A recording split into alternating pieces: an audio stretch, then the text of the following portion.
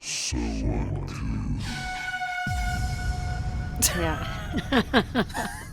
Someone's getting a message, guys. I just need to pause to send a Medicare card photo. Rebate. One moment. Oh, Someone having a medical emergency right now. No. I did once narrate medical emergency ICU. Do you remember that? And I could be like, and she's coming in with hemorrhaging everywhere. Who knows if they're going to live or die? I used to say that a lot. I It do was remember you also started to pronounce the word brain as brine. Brian. I just said it so many times. Yeah. It was just like, there could be swelling on the brine. On the brine.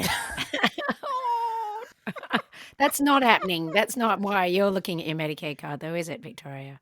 No. Because you're in St. Vincent's ICU. No, I'm here, I'm alive, and I'm well, allegedly. Great. Welcome to So Uncouth, the podcast filled with conversations you can't have in polite company. I'm Victoria Hannaford, a recovering journalist. I'm with Caroline Craig, an actor who's used to many takes in the world of podcasting, life, and in front of the camera. No rehearsals.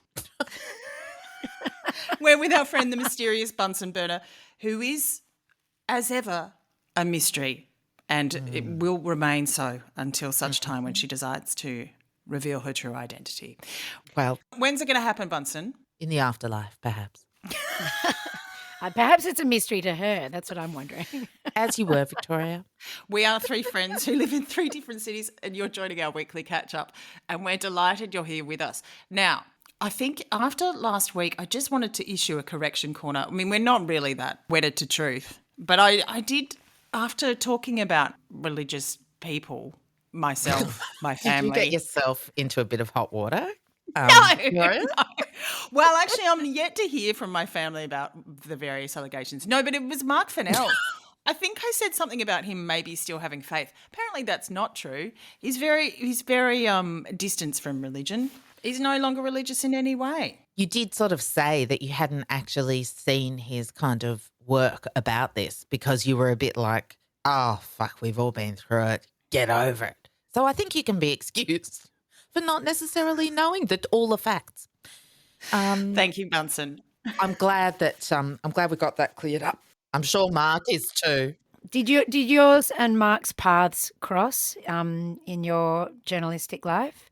Yes, definitely. I interviewed him once for something, and it was a bit weird because it was actually a first-person piece, and I needed to kind of edit his words into something that was from his perspective, but I was writing it. That is a strange phenomenon in journalism where you kind of take people's text verbatim and then refashion it a little bit. But he's lovely. Ghostwriting. Yeah. Kind of. Yeah. Sort of like misquoting with consent. Yeah.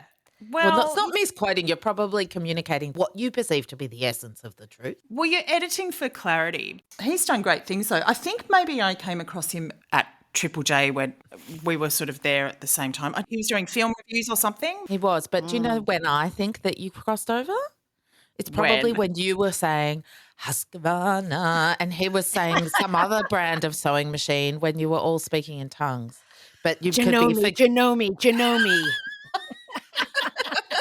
So you could be forgiven for not really quite being 100% on top of where you came across him because you were in fact in another world, so to speak. Yeah. Mark, we're trying to get him out of the Pentecostal world. We're trying to say that Actually, he's I not think we're part of that. drawing way too much attention to this whole scenario. You will definitely. I mean, I think there's one thing that I've learnt from you, Bunsen, which is you can talk at length and not have done the reading, and then you've just got to come back and apologise again. Let's leave it at one apology, one correction this time round. Now, Bunsen, you said that you were sitting on a pile of uncouthery last week, so I think it's time you reached into the vault, insert sound effect here, and polished off your latest. It's more like, sorry. Polish off your latest uncouth tale. Go on, hit us. Listen, at the end of last week, I did say, I think I was referring to why I was perhaps late for our recording. And I said that it did involve uncouth behaviour, and for once, the most uncouth person was not me. But I actually think, upon reflection, because I do like to reflect. Upon reflection, I'd like to ask your opinion as to whether or not that is the case, because I was Ah. in amidst the situation, I was perhaps also accused of being uncouth. You're on the horns of a dilemma. Exactly. So I'd like you to bear that in mind. So last week, a friend was driving back from a holiday with the dog in the back of their car. I'm a bit worried about identifying, but we couldn't name the dog after – the dog is named after a spread. So you just choose a random spread. Nutella. Nutella. Okay. Yeah. It's got to be a classy spread because this is not just a comet type canine. This Like is taramasalada. Is it like that? Is it? yeah, it's like this is a canine that has Caviar. a very beautiful coat and looks a bit like a model, bears a striking resemblance to Lassie. Yeah, it's caviar. That's a top tier spread. Let's go for it. So Caviar's in the car along with my friend, and I'm talking to my friend and they go, "Oh, God, Caviar's doing some horrendous farts." And I did say, well, you better pull over and let Caviar go to the bathroom. A little while later, I get a series of missed calls. So I call back and there's this like frantic scrabbling of the phone. Like, you know, when you could sort of like hear, I'm like, oh, is this a pocket dial gone Things wrong? are kind of dropped or whatever. Then I hear sort of like in the distance, stay on the phone. I need to talk to you. Anyway, and then the phone comes closer and it's just like, I really need to borrow your car. And I kind of went, why? And my friend said, because Caviar has just done a massive diarrhea all over the back seat of my car. Oh, Caviar. And I asked, did you take Caviar out for Walkies. preceding seeing as Caviar did the farts? Apparently they did. And Caviar had done a massive poo outside of the car.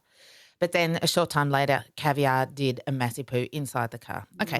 The caviar caveat, there's always more. I've been thinking that for a while. Oh, my gosh. Well, wait till you hear. Anyway, I was more than happy to lend my car. And then a little while later, I start getting these texts. In fact, I think I could read. I might find, there could be a long way going back in here. We need a verbatim text. Just bear with me. Talk amongst yourself. Anyone who's calling their dog Caviar, it's just got such a bad visual for me. What about you, Victoria? Well, I mean, we called the dog Caviar. That was actually Victoria's idea. So That's a bad spread.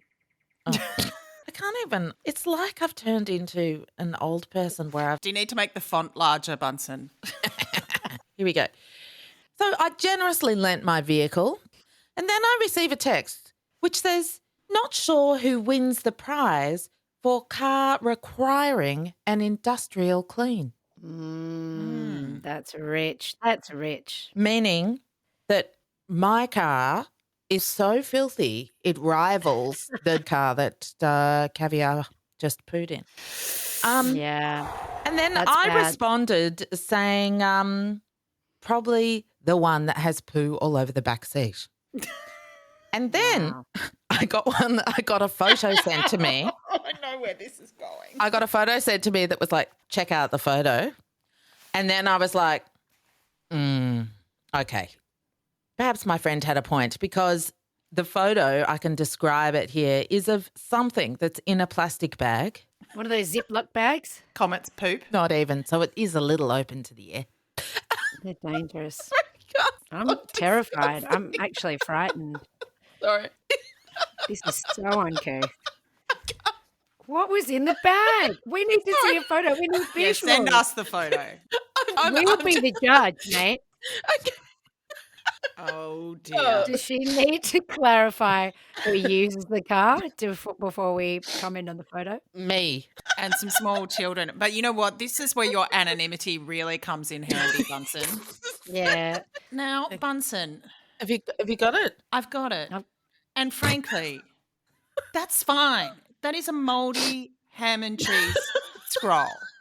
And that is Ah. very different to Caviar's biological material on the back seat in a Jackson Pollock type formation. All right? I think your friend needs to get a grip because That's called feeding my family. That's what it is. Providing. they clearly felt bad and just wanted to like bring you down to their level. And you know what we've discovered throughout all of this? You are not the most uncouth in the That's room. right. Oh, you think? So in your time of reflection, Bunsen, what were you reflecting on? Is it uncouth to lend someone a vehicle? Like, if I was an Uber driver, I think I'd get some pretty bad reviews. Oh, you get 0 stars for sure. But I mean, you're not an Uber driver, so don't worry about it. I'd give you some stars. If that hadn't been mouldy, I would have eaten it and probably upped your rating. well, do you know what the scary thing is? I did eat one from that bag less than 24 hours before that photo was taken. Well, that's just about the state of humidity car. in Sydney, and your car is a microclimate. And your olfactory system, because clearly you actually have no sense of that's dangerous. That's like, you're not going to know what's rotten and what's not. I'm a bit concerned now. Well, I could end up with a caviar situation just on my own after that. Who knows? Okay, guys, look, it's time to come clean. I have been living a lie, and it's time. Are you Bunsen? It's time I shared something with you guys and the So Uncouth community, the Couth. And it's a lie of omission. And yes, Bunsen, this is a double negative version of 2 truths and a lie. Okay? So, have I been lying about my stand-up paddleboarding or my friend count being 2.5 friends in Adelaide, or my membership of a local Pentecostal church? Remember, this is a lie of omission. Which is the truth and which is the lie? I have always had a bit of an issue with your 2.5 friends because I'm like, Who's the half friend? yeah, and who's the 0.5? I think that's And me. do they know that they're the 0.5? Is that just something we can't even actually really discuss? Listen, with the 2.5 is there's a travelling half. So there's always a 0.5 that I'm not really That's sure me. about. She doesn't quite know me. She'll never know me. Is that because you're just in and out of Adelaide, just on your globe-trotting career? It gets reassigned all the time. It's just a forever which fantastic person just happens to be in town. Is that the Well, no, it's more that, when you like have a texting relationship with someone and you're not really sure if you're ever going to catch up with them again in real life. So it's more that. So it's like, it's a travelling half. It's like, will I see that person again? I'm not sure. It's been 6 months. Maybe we'll catch up. Maybe we won't. Okay. You'll all see right. them in the Adelaide market. You'll see them in the Central Market. They'll Yeah, be there. yeah. Won't get away. All right. This is a Or hard will one. you see them stand up paddleboarding? So what have you been lying about? Stand up paddleboarding, 2.5 friends, or was the third one? Being back in the happy clappies. I'll I'm be back back on in the the- Pentecostal train. Well, She you're is not- back in that church. She She's- is back in that church. she's I've just definitely- got a vibe. She said it's a live emission, not an admission, an emission. And I think that's because there's spirits Omission. coming out of her. Omission, not emission. We've had enough of emissions. She's mission. She's talking about missions. Look, there's a blind Mission. and bright light coming I'm from sorry, behind me but now. Bunsen is the only one who can tell lies of emission on this podcast. I think right, she's. So I think you've been lying about. Oh man, sorry, the double negatives have caught me up. It's hard. So you maybe could flip it and think 2 lies and a truth. No, is that it? No, 2 oh God. Anyway, one of them's a lie. One thing is the thing I've been lying about. She's The becoming web of a lies. Pentecostal Christian again. That is the lie. So I am not. It's Pentecostal not. or have been lying? Okay, guys, I'm gonna cut you loose here, and I'm just gonna come clean. It's logic. It's logic that's failing us. Can I just say, The relentless logic of Victoria Hannaford. It's just getting us. I'm trying to trick Bunsen because I know So she much can't, trickery. She can't stand it. can I just say, as someone who has come out in the more traditional sense, which you are attempting to reveal a truth here, Victoria, I'm assuming. Yeah. You don't go, hey, guys, I got something to tell you. I got 3 things and I want you to guess which one isn't, isn't true, omissions, omissions. You don't make it that confusing. Yeah, you do. Unless you're a member of the Pentecostal church. That's what I've been trying to say to you. She is trying to convert us. This is conversion therapy of some kind. She's brainwashing us. You're breaking us down. Okay, can you just tell, just spit it We've out. been groomed. Listen, Bunsen, this is showbiz, mate. I can't just come out with a lie. I've got to give a little bit of razzle-dazzle. And, yeah, maybe I learnt that in the Pentecostal church. Maybe it's a bit of jazz hands around my revelation of truth. Come on the journey, mate. See her hands right now, listeners. They're everywhere. All They're right. big hands. Oh, my too. God. And they're very confusing hands. All right, go on, come clean. All right. So the truth is... Oh, hang on. She's been lying about her stand-up paddleboarding.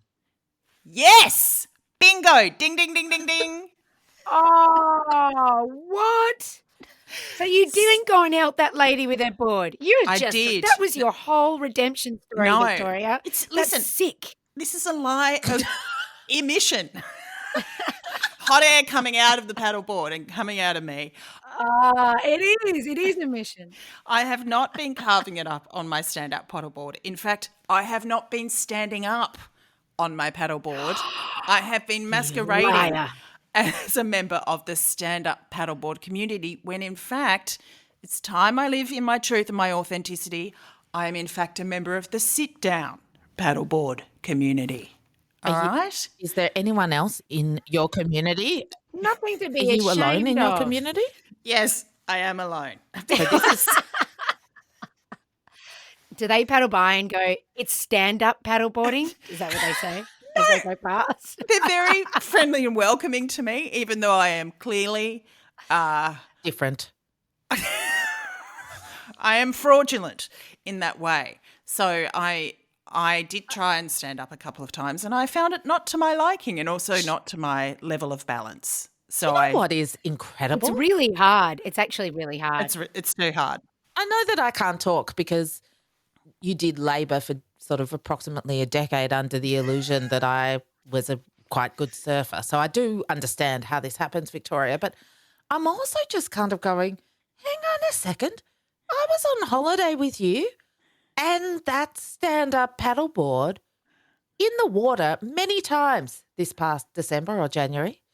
She carries it well. She does carry it well, and it's very heavy. Well done.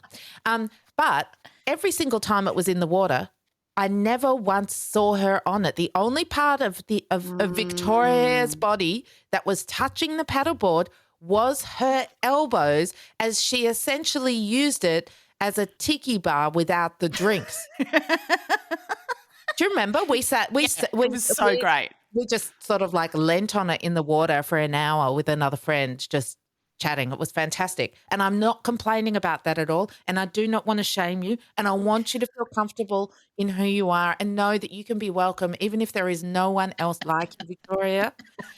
But I just want to say that I can't believe I didn't spot that earlier. She's not. She's just carrying that shit around. I mean, I don't even know if she She's sits not. on Well, it. she shouldn't be carrying it. She should be standing on it. She should be standing on her own 2 feet. Now, I'm ashamed of you, Victoria. I'm not welcoming you, and I'm challenging you. Next time I see that board, I want you standing on it. I don't even care if you're on the water. I want you to be standing on it. All right? So she could just be stand on it on land, and then that would make it better. And then she could sit on it in water. Is that a compromise for you, Caroline? I realised that I had been talking about the stand-up paddleboard a lot, and I realised that there was a fairly You're a strong liar. visual. And you guys had said to me, when you're out paddling, when you're standing up, I'm like, I'm never standing up. In fact, I realised that, and I thought maybe I can stand up and give it a go. And I very promptly fell over, and I'm pretty sure I heard titters of laughter. And I just went back to where I need to be, which is on my ass, and kept paddling. Are you a kneeling paddleboarder or a full Sometimes. sit-down, cross-legged sort of situation? Sometimes I kneel and then I just get sick of it and then I just sit down. I'm paddling my own canoe on a stand-up paddleboard. Caroline, I would just like to say, I have, whether or not you guys think it's anything to be ashamed of, I have sort of revealed that I have a car that had a mouldy roll in it. Victoria has revealed her secret shame that she is a sit-down paddleboarder and not a stand-up paddleboarder. Now, what have you got to share? I just can't even pick through the morass. I've got a prompt for you, Caroline. So, it actually came up in last week's episode in our little flashback sequence. It was a very quick mention of you losing a fingertip in the course of under your employ with Channel 7. And I wondered whether that came about because you professed greater skill in one area than perhaps you actually had. So, and what is that story? And we need to hear it in its fullness.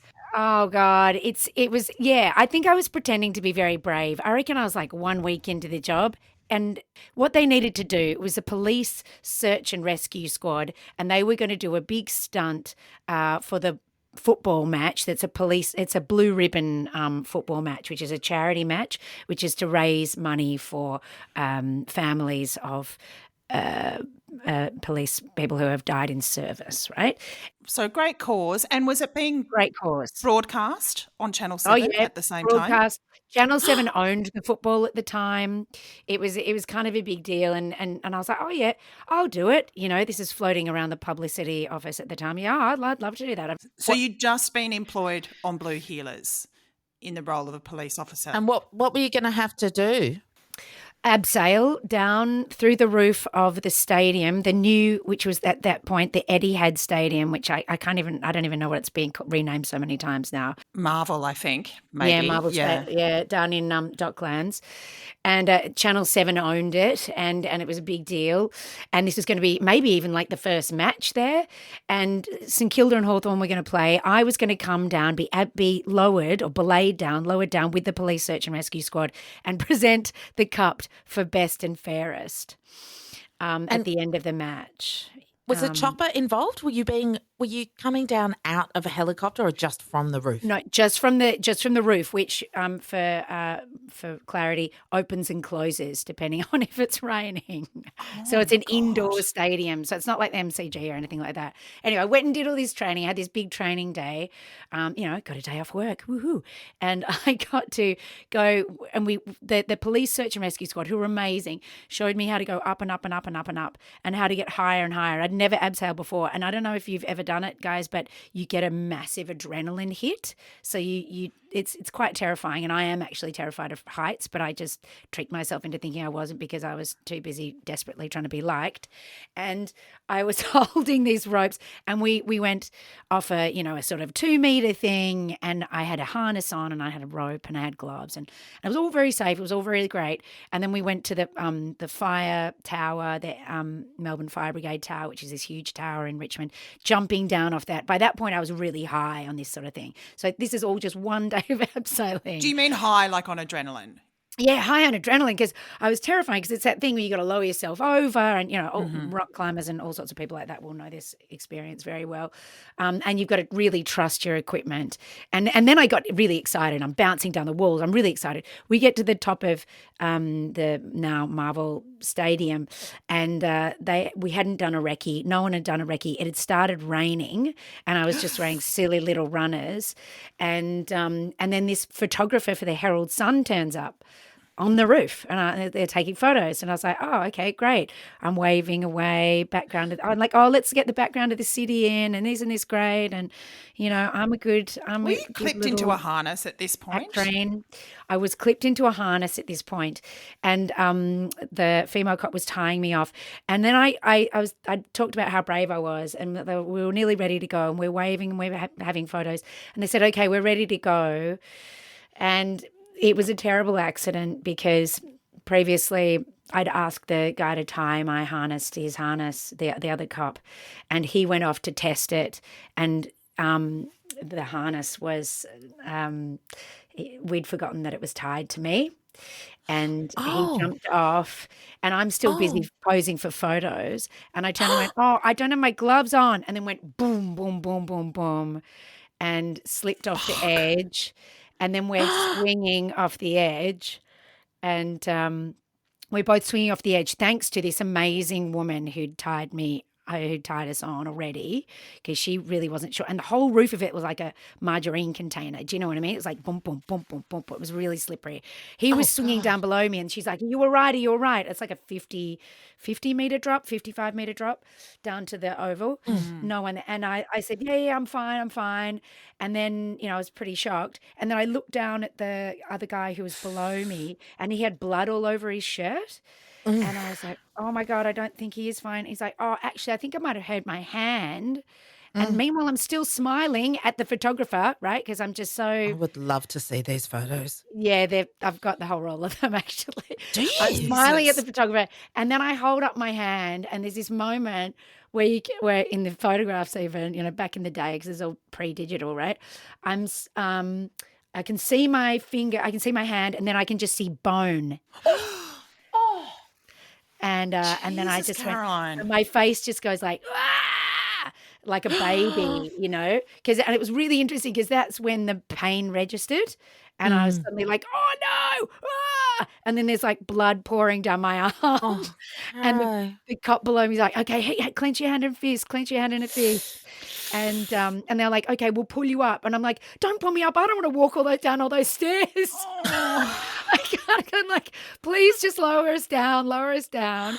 And so he's lowering us down. There's blood pouring down my arm, holding it up in a fist.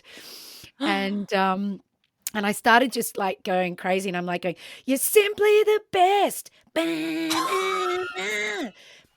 than all the rest, because that was a bit of a theme song of the Australian footy at the time. It is also just true, It's just quite such a clearly. great song. You must have Anyway, been like in shock and I was so off your head. totally in shock. Totally You'd in already shock. had so much adrenaline coursing through you. Do you know, Caro, Yeah, I it did was not, I mean, insane. I do want to hear the rest of what happened, but I also just want to sort of apologize because I was around you all the time at that time. And I think it was one of those things where you kind of told the story in bits and pieces, or I just didn't know that that's exactly how it happened. And it just sounds so utterly traumatic. Yeah, it's awful. Really sorry that I because I think I might have given you a bit of a hard time. Well, you're on like, oh, you've points. hurt your finger. It was bandaged up. But speaking of plastic bags in the back of cars, we did have to go down to the bottom. And by the time I got to the bottom, I was like, oh, God, no, I call an ambulance. I think I'm going to be sick. And then I was down on the grass. And when you just get like a wave of chemicals going through your body. Oh. And then they had to send me off in an ambulance with my finger because they did a line search. This is how amazing the Victoria Police are. They did a line search of the oval and they found the end of my finger and they put it on ice in a bag, in a little plastic Ziploc bag, and I took that off to the emergency. Wow. That is so hectic. And then you obviously just went back to work. And they sewed it back on. Yeah. The next week I was back at work. They sewed it back on. They were making a joke going, are you sure it isn't a bit of James Hurd's knee? Like that kind of thing. The footballer's knee, so that kind of thing. But then I wasn't allowed to pull my gun all the time because I had this massive bandage coming out. Oh, my goodness. There were also a lot of my memories of you at that time are either on blue heelers with your hand always kind of behind your back, like mysteriously.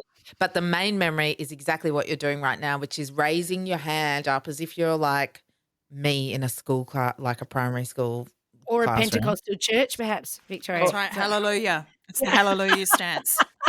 Yeah, exactly. But they sewed it back on, guys. They sewed it back on. I know, and, but for months it all you went had to well. have your hand up so it didn't have huge blood flow to it so it wouldn't swell. Is that why?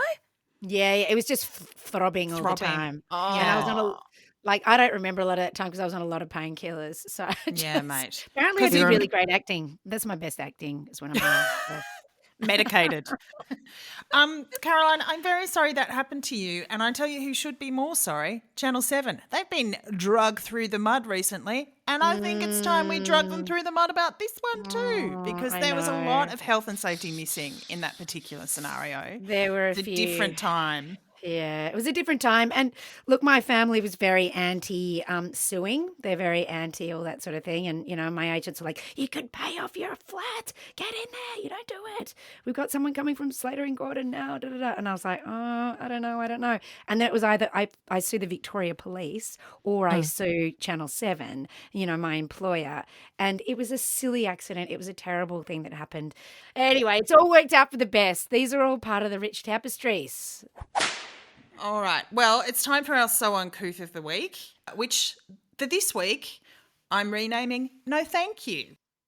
Recent research was published, and as per Science magazine, pregnancy may increase biological age by 2 years, which I just think is rude and uncouth, and do we need to know about it? The research, led by Harvard Medical School and a biomedical scientist called Vadim Gladyshev, I don't know if that's how you pronounce his name, I just feel like he could have done something more useful with his time than telling women that they're going to get older because they've had a baby. Like, as if we didn't know that already. I think it's also just like it may not be the actual physicality of childbirth, because I think that the fact that you have less estrogen, whatever, there's all these kinds of cancer pluses to having been pregnant. But quite clearly, the act of raising children adds more than 2 years to your fucking life. And we didn't need a Harvard person to tell us that. Or do you live 2 years longer because you just so strung out and you just turned into a zombie? I would really question the wisdom of this study. And with all the things that women have been left out when it comes to scientific research, I would just suggest that Vadim look at something that doesn't plague women with more anxiety than they already have and figures out something useful like how to make cars safer for women, because seatbelts aren't, made for our bodies, or, how to kill a hangover. I've got the answer for that. It's anyway, don't worry, but maybe I should publish that in Harvard Medical Review. You're revealing your true identity, Bunsen. Oh God! See, there's a lot of disadvantages to living under the radar like this. I really feel for people who are in witness protection. Well, my challenge is to the biomedical scientific community. I think you need to start some kind of beef, some kind of research wars, and do some kind of rival research about all the things that men do that ages them prematurely, because we don't have a choice at this stage. Maybe it's better that they don't know. Sorry, that's really off. Well, on that note, I think it's time to say goodbye and copies later. Husqvarna, copy us later. Check, yeah. See you in 2 years. So